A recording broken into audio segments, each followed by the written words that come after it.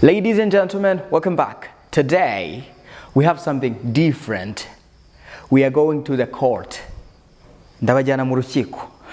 It's funny, but I will take you to the courtroom and we will study together the judicial English. Tugiye kwiga Icyongereza cyo mu rukiko. Maybe you once went to the court. Ushobora kuba waragiye mu rukiko bakureze cyangwa se uregwa cyangwa se uca urubanza ari wowe. Maybe there is certainly something that made you go to the court. Cyangwa se bikaba binabaho ko ubona Icyongereza hanze aha bari kuvuga nko kuri dosiye y'umuntu runaka wakoze icyaha ukabona amagambo yakoreshejwemo ntuyazi. That's why I want you to stay tuned to this lesson. We are going to start with today's word. It's called verdict. The verdict. Do you know what is a verdict? Verdict. Who knows that? A verdict is the final decision from the court. It's the final decision from the court based on the case that was there.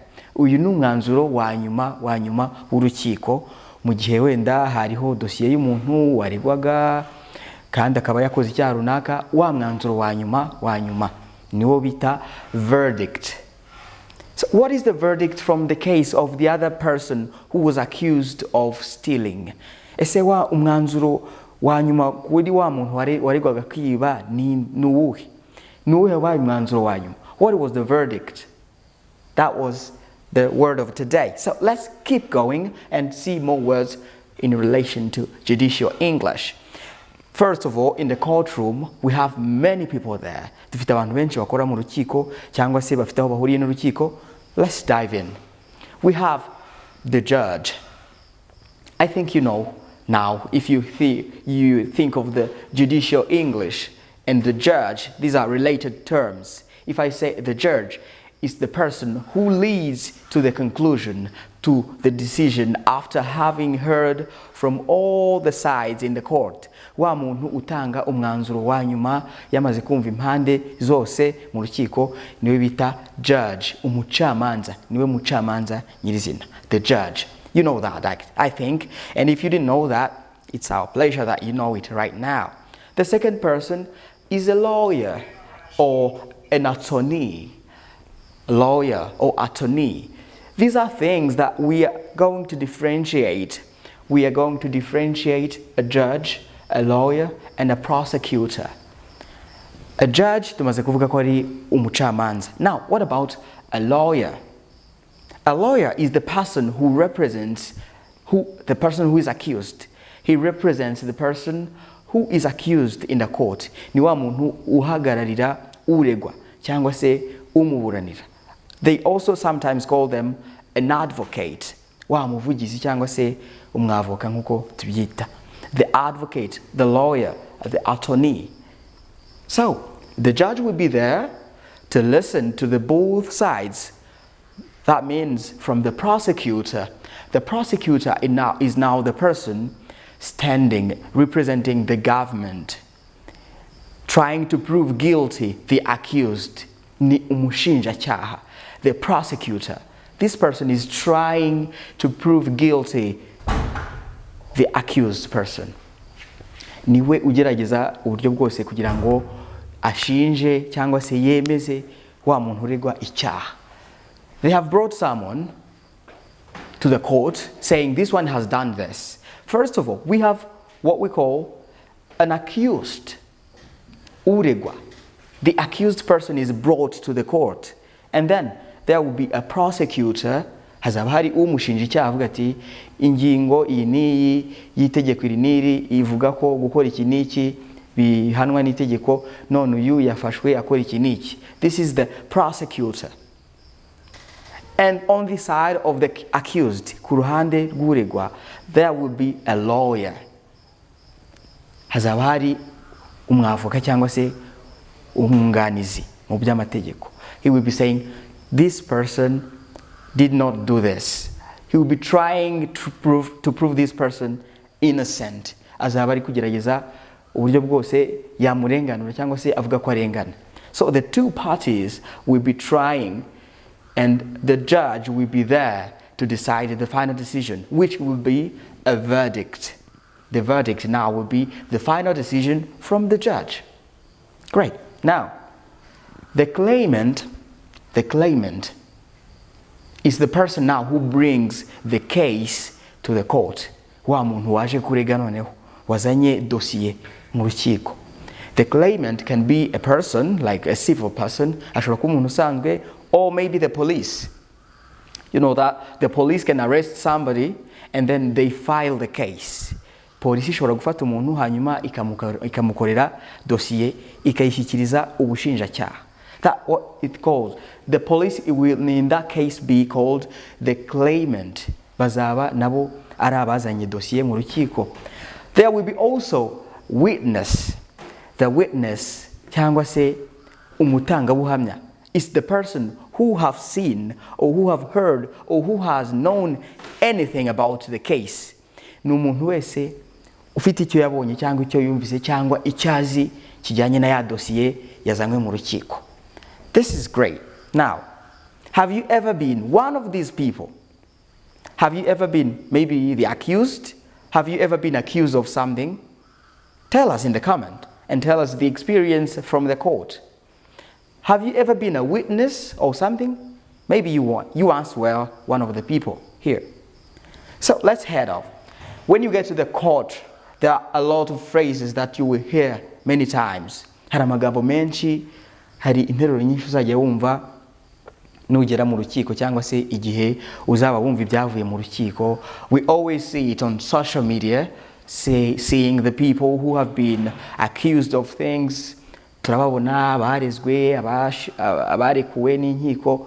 That's what we are going to dive in here. The first, we say, he has been accused of theft. He has been accused. You can see it's related. Now, if someone is accused, turavuga ko ashinjwa. Arashinjwa ubusambo, theft.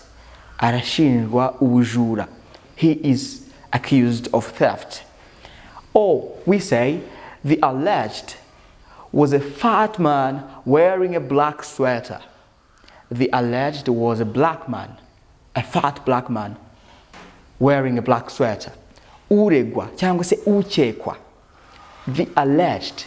If someone is alleged, they are thinking, they are suspecting him of having done something, but they are not sure yet.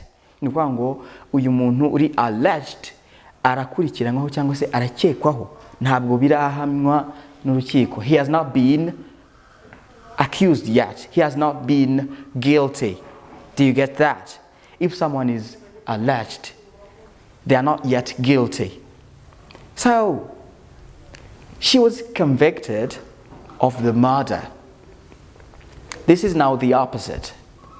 Someone is alleged, of course, yarezwe cyangwa se ntekereza ko ari naho byavuye kurega, because to allege means kurega, kujyana case mu rukiko. So that if you say someone is alleged, yarezwe. But this case, someone is convicted, arahamwa, yahamwe n'icyaha. He has been found guilty. He has been convicted. She was convicted of the murder. Yahamwe n'ubwicanyi. Basanze ibimenyetso byose bimugwaho. That's why we say she was convicted of the murder. Have you ever been convicted of something? Yeah, we are all humans. We can commit mistakes. We can commit the sins. So that's why you can one day have been convicted of something. Now, there is a time that before they convict you of something, hari igihe kigera ubibona ko byarangiye, wakwemera utakwemera biri burangire bikugezeho ukavuga ngo narabikoze. That's one we say. That's when we say he pleaded guilty. To plead guilty. To plead guilty ni ukwemera icyaha. Ukavuga ngo narabikoze. I pleaded guilty. He pleaded guilty even before they could investigate. Yemeye icyaha yewe na mbere yuko bakomeza iperereza. He pleaded guilty even before they could investigate. The next will be this. The accused man appealed for a review of the footage. The accused man appealed for a review of the footage. We have already seen who is accused. Uregwa yajuririye ko basubiramo amashusho. Basubiramo kureba amashusho. To appeal ni ukujurira mu gihe utanyuzwe n'umwanzuro w'urukiko. When you are not satisfied by the verdict from the court, you appeal for the review. Now, this one has appealed for the review of the footage. Basanze wenda amashusho ariho agaragara ko yakoze icyo cyaha, none yasabye ko ayo mashusho yasubirwamo bakongera bakayareba neza. Yajuriye. He has pleaded, or he has appealed for the review of the footage. Let's head to the end of this part, looking for more words that are used in the court. His trial has been adjourned. His trial has been adjourned. Here are two words, trial and to adjourn. Trial ni iburanishwa cyangwa se iburanisha. Then we say the very day that the judge and those people are going to sit down in the court and hear from the both parties and then decide finally. That's what we call the trial. Wa munsi bari buze kwicara bakavuga ngo urubanza nyirizina ruraba ryari. So when I say his trial has been adjourned, turavuga ngo urubanza rwe rwimuwe cyangwa se iburanishwa rye ryimuwe. To adjourn means to postpone, to get it to the other day.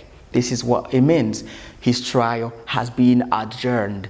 Because of some cases, the trials sometimes get adjourned.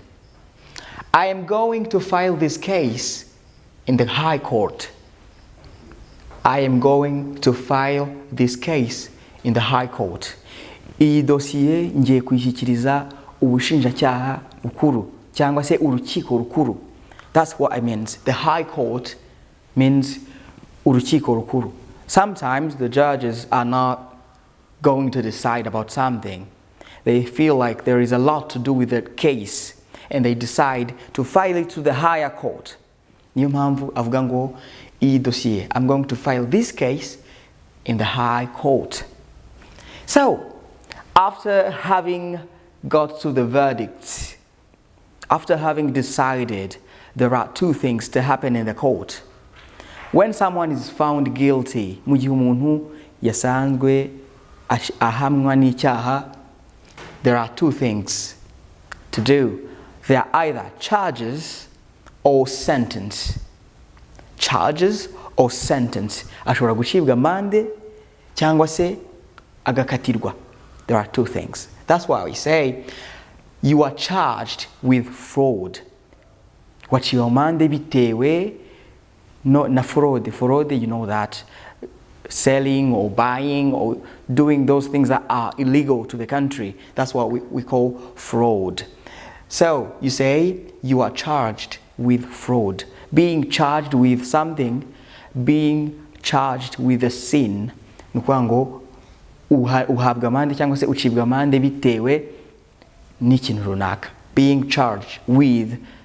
So you can say he has been charged with murder, but in a lot of cases, murder can't lead to charges. Akenshi ubwicanyi ntabwo ari ikintu bacira amande, ahubwo it leads to sentence. Baragufunga rwose, baragukatira.